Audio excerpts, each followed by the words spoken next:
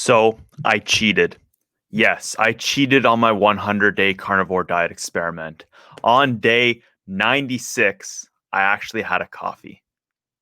I know it's not that big of a cheat, it's not that big of a deal, but I wanted to share this experience here with you guys because on day 96 of the carnivore diet, I had my first plant-based food source or just my first plant-based drink, I guess you could say, that I put in my system after over 3 months of eating only meat and animal byproducts.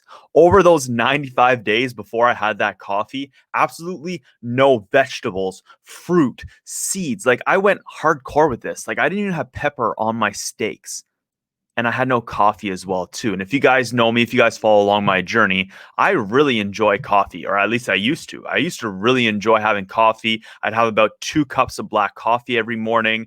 I used it to help myself with fasting and doing intermittent fasting on a day-to-day basis. Again, if you guys go back through my videos, you will see that I've also done several long fasts, and I've always been trying to push it farther and farther. So I used to do 40-hour fasts. Now I do about a 40-hour fast once to 3 times a month.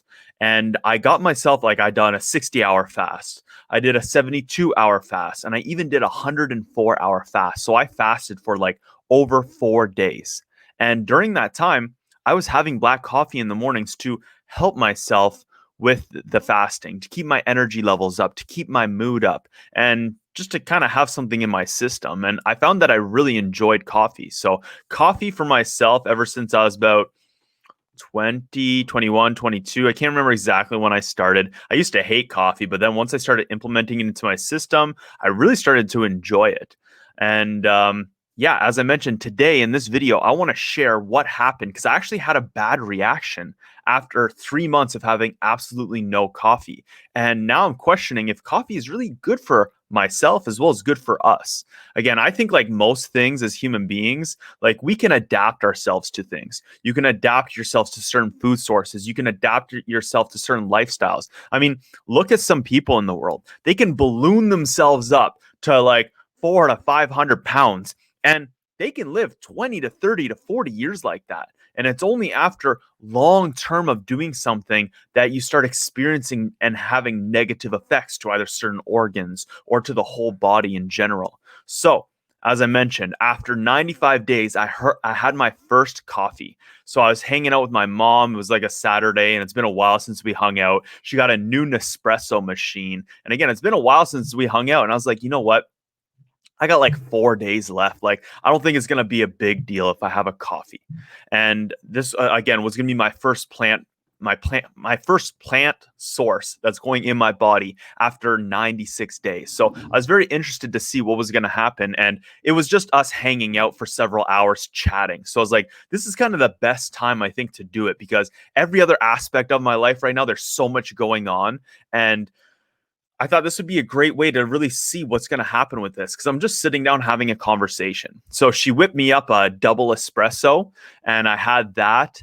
And about half an hour later, I had a black coffee. You guys are probably seeing some pictures right now, but basically, what happened there was very interesting. So after I'd say about 15, 20 minutes, I started experiencing like an energy high, like an energy buzz. Like I was definitely talking a lot faster than I normally do. And I definitely felt like cognitively more aware, more in tuned, but also a little like, I wouldn't say like anxiety, but like definitely like I could feel like almost twitchy inside in a way. It's like, oh, I gotta like get these words out faster. Like it was just a funny feeling. And it's again, it's something that I think normally happens and I've normally experienced when having coffee. But just because I haven't had it in so long, it was definitely more pronounced. It was definitely something that I noticed.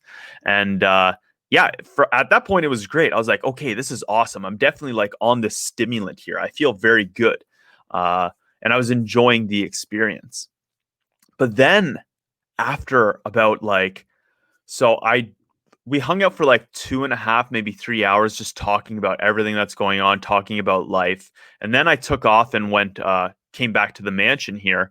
And on the way home, I started to get this like pain in my stomach, like an unrelenting pain.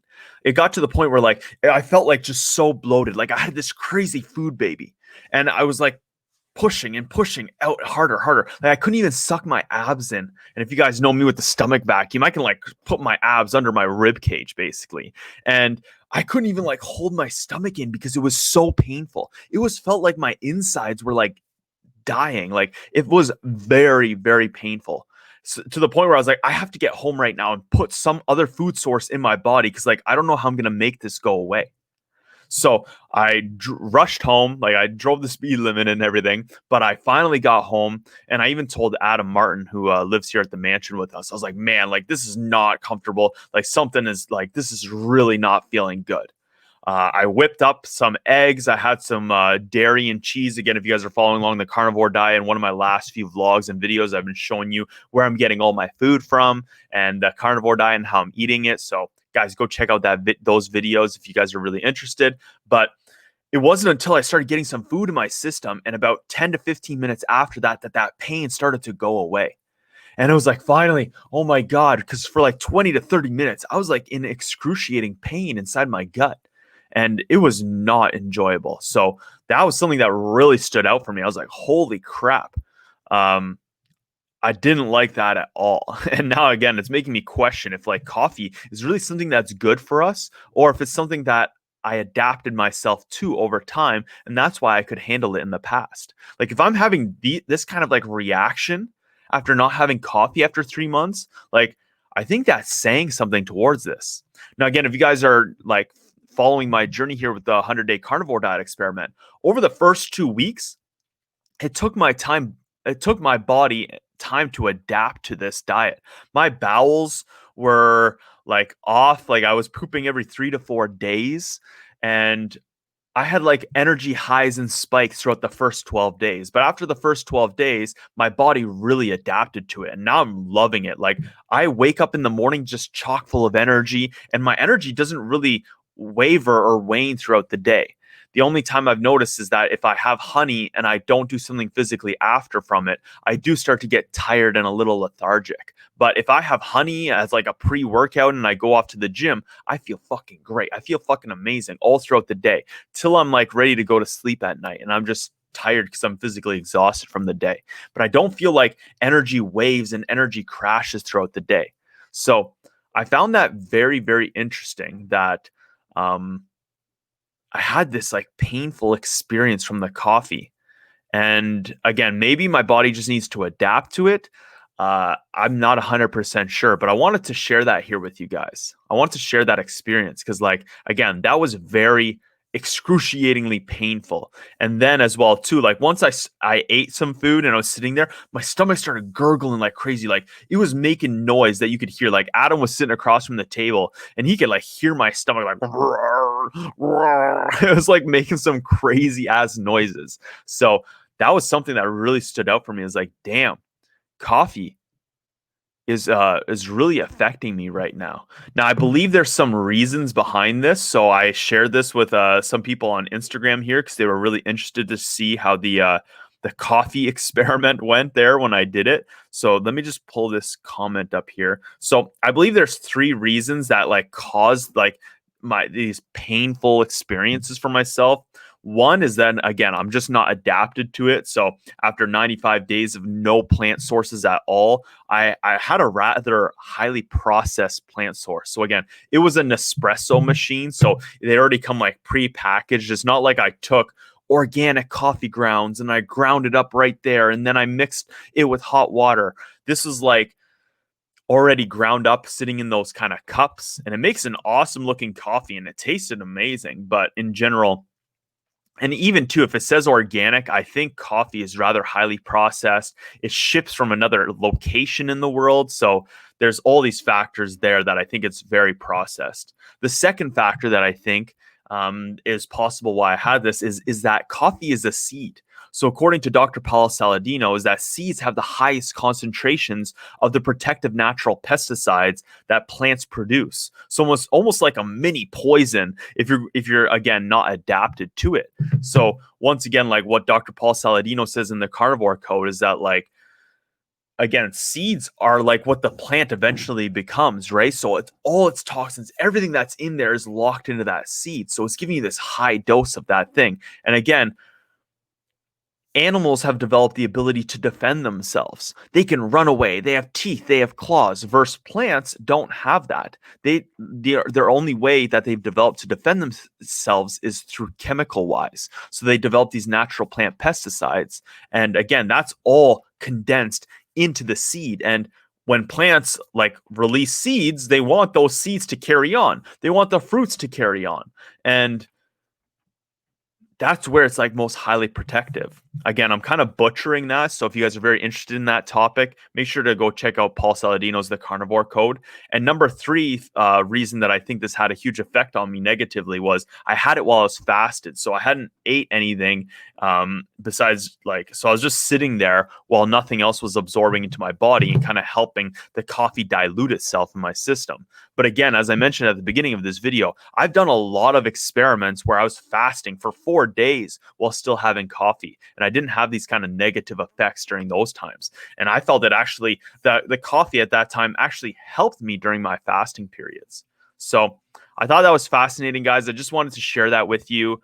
If you guys see some videos coming out right now, I'm actually considering prolonging this experiment. I've had some amazing results right now, again, into energy levels and mood, muscle growth. I feel just amazing. My lifestyle is on point. I don't have to worry about cooking all this kind of crap. I just did a blood test at 71 days and my blood test is on point. And I want to keep pushing this diet. So I'm going to be going 6 months into the carnivore diet. So that's something I'm very interested to see what's going to happen if I continue this diet. Can I get some more crazy muscle growth results?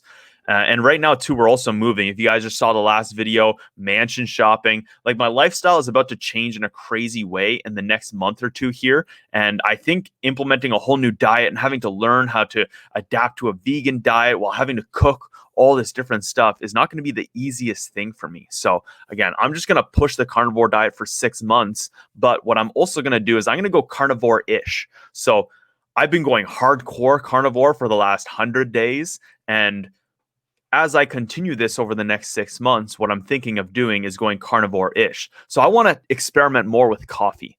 I want to see how that's affecting me. Am I going to have those negative results again? Or is it just because I didn't have any kind of plant-based food source over the last, over 3 months, over 95 days? What happens when I start introducing pepper into my diet? What happens when I start introducing spices?